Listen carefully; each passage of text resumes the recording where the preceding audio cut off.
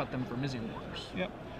But so this is an 8 bonfire match today. It is. Cedric, known to love a bonfire or two in his time. Yeah. He is playing the Jund aggro deck that you guys may have seen earlier. We did deck tech with it. That's available on the site already.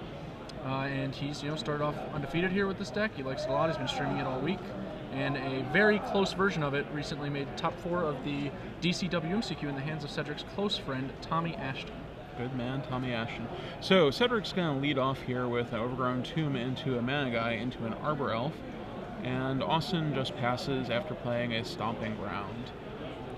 Yeah, Austin doesn't have a lot of ways to punish a turn 1 Arbor Elf. He has 2 Tragic Slips in his list. If he knows anything about Cedric's deck, though, he'll want to save those for Falcon Wrath Aristocrat. Yeah.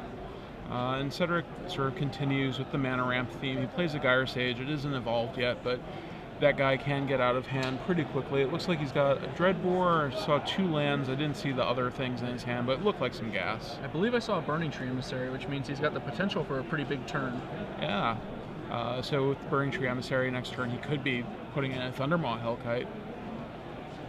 Tragic Slip on the Arbor Elf maybe puts the kibosh on that dream. Yes, and you notice that Cedric hasn't played a red land yet, so Austin doesn't really have any reason to expect a Falcon Wrath Aristocrat. He may be assuming something else is going on with Dreg Manglers and whatnot. But in fact, Falcon Wrath Aristocrat is one of the strongest cards you can have against a Jund deck, and Tragic Slip's one of the few answers. Yep. And the jig is now kind of up. We see the Rootbound Crag, there's the Burning Tree Emissary, we evolve the Gyre Sage, and attack for 2. Grizzly Bear it is. Well, Grizzly Bear, yeah, Grizzly Bear it is. He had an opportunity for a little upside there with the Dreadbore, but his opponent obviously, no creatures, no planeswalkers, that's not happening. Yep. Still a fine start for Cedric. He's he's ahead on the mana, he's got some damage in, he's got some guys on the board. And this is, as we saw before, this is a deck that really does benefit from nickel and diming your opponent a little bit and then just going over the top for the last 5 to 10. Very true. I've seen in Austin's hand that he has an Olivia and a Huntmaster, so that's going to be his endgame plan. Cedric with the awkward Burning Tree Emissary the turn after. Yeah, I think this one's going to do a little bit more, though. And there's the Thundermaw Hellkite. That's a big game. Attack for 7, that'll put Austin down to 10, and he is facing lethal on the next turn. Yep, and with the Incidental Evolve for the Gyre Sage to, get a 2/3 out of our 2-drop. So, looks like Austin's taking it. And do we have a good Olivia, answer? Huntmaster, that's all he's got. Yeah. So, do we like a Huntmaster here to gain some life and get some blockers, maybe trade with the 2/2s? I think we have to play Huntmaster, yeah. Yeah, and hope that we draw like a Dreadbore or something that we can deal with the Hellkite with, and hope that Cedric's out of gas. Yep. So here's the Huntmaster, go up to 12, get a Wolf, pass the turn, and Cedric's pretty firmly in the driver's seat at this point. Yeah, I'm not sure what Austin, could draw to pull ahead.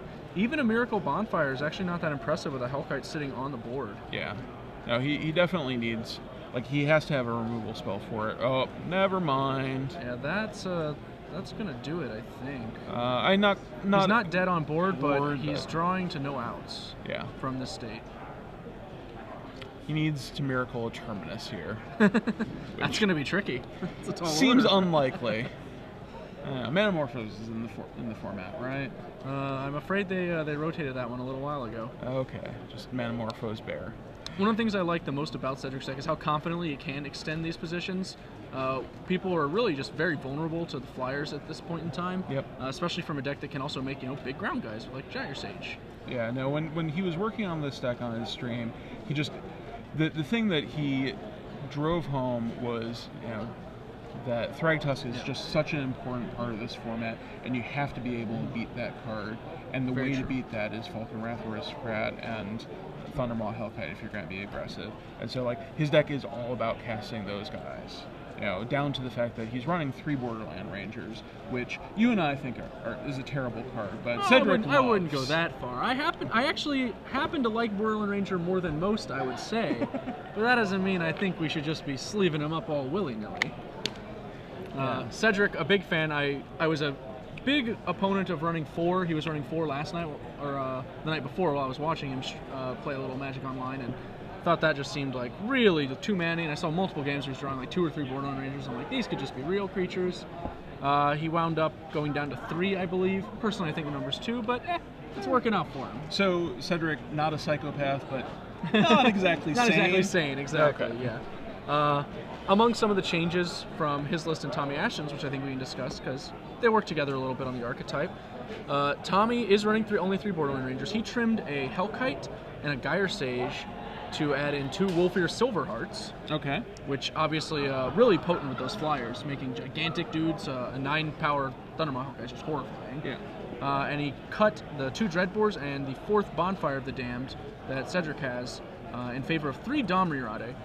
Based on what Cedric said is that, well, Tommy always hits with Domri, so it must seem like a great card. I mean, drawing a card every turn seems much better than drawing half a card every turn. Yes, that's true. Cedric apparently is the other half of the variance equation. Yeah. Tommy gets all the cards, Cedric gets none of them. So he's not as big a fan. Some sort of quantum entanglement going on. They just spread the probabilities across them. Well, that's cool to hear about, and you know, Wolfear Silverheart was, you know, in the block format. It was another way that you sort of went over the top, and so it's very much the same principle here. Of, you know, this is just something that just trumps the Thragtusk plan. He's huge.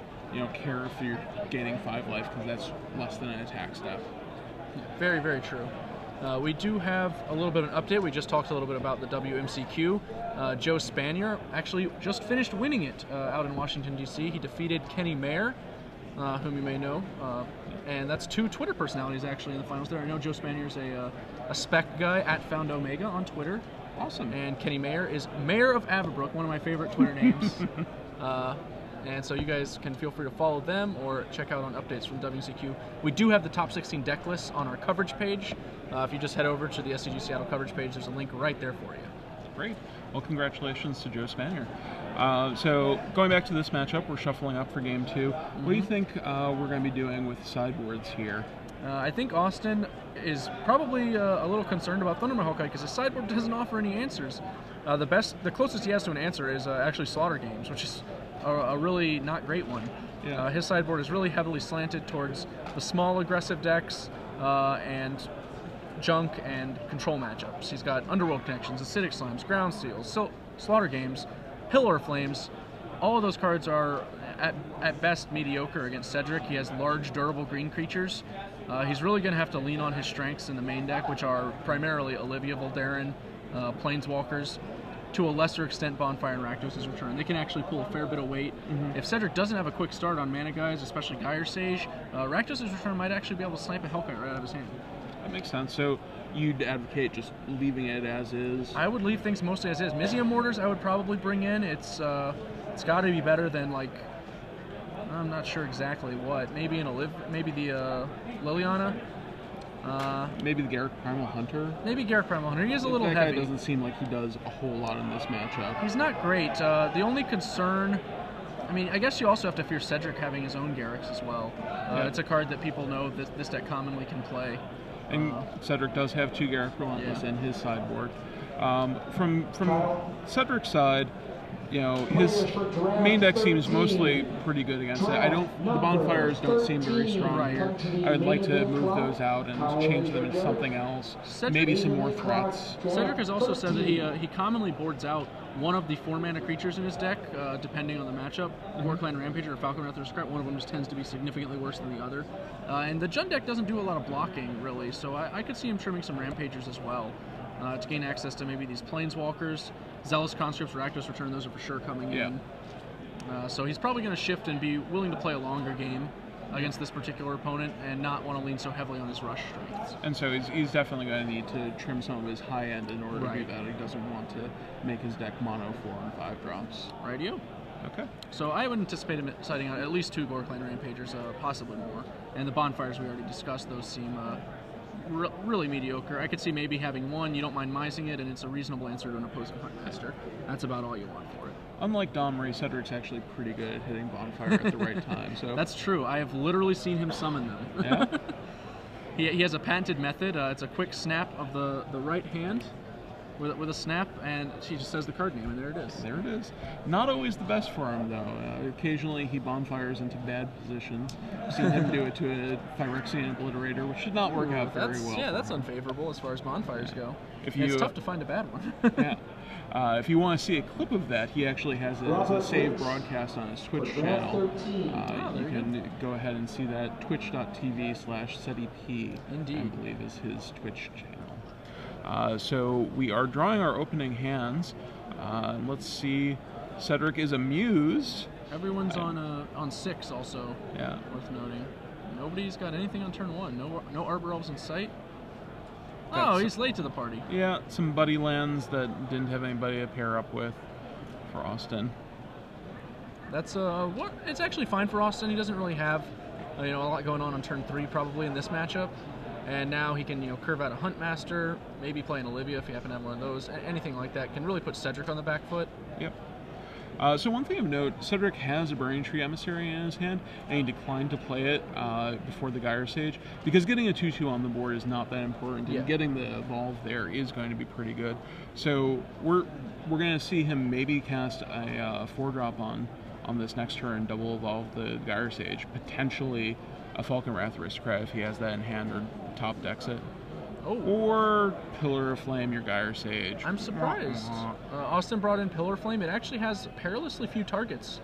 It can kill Arbor Elf, Burning Tree Shaman, and Gyre Sage, and that's sometimes on the Gyre Sage. Yeah. Does not seem the best. So Domri Rod comes down for Cedric, and we get to battle. And we do see that he does have the Falcon Wrath Aristocrat in his hand, so Austin was in for a world of pain. Dreadbore, creatures and planeswalkers flying off the battlefield left and right. Yeah, this was actually really awkward for Austin, missing that land. If he'd had Huntmaster, he'd be in actually pretty good shape. But he missed a land, can't get the Huntmaster down, and now Cedric's just taken over. He got a quick 2-for-1 with that Domri. Yep. Now he's played a 4/4 Trampler, clearly kept some of them in.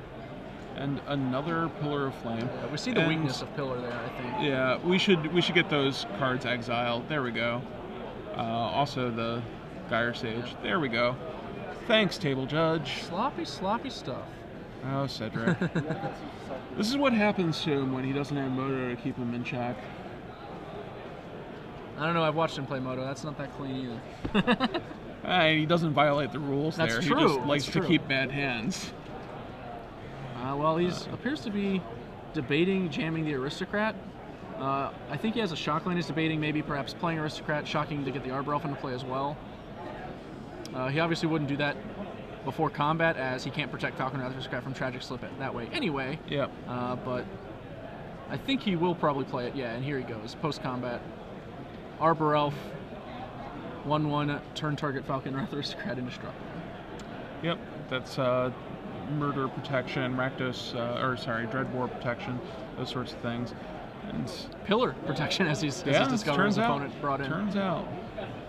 So we've got a Huntmaster and an Olivia as potential plays from Austin here, neither of which are very exciting. And I guess the Huntmaster trades with the Gorklan Rampager if you're willing to use both parts of it.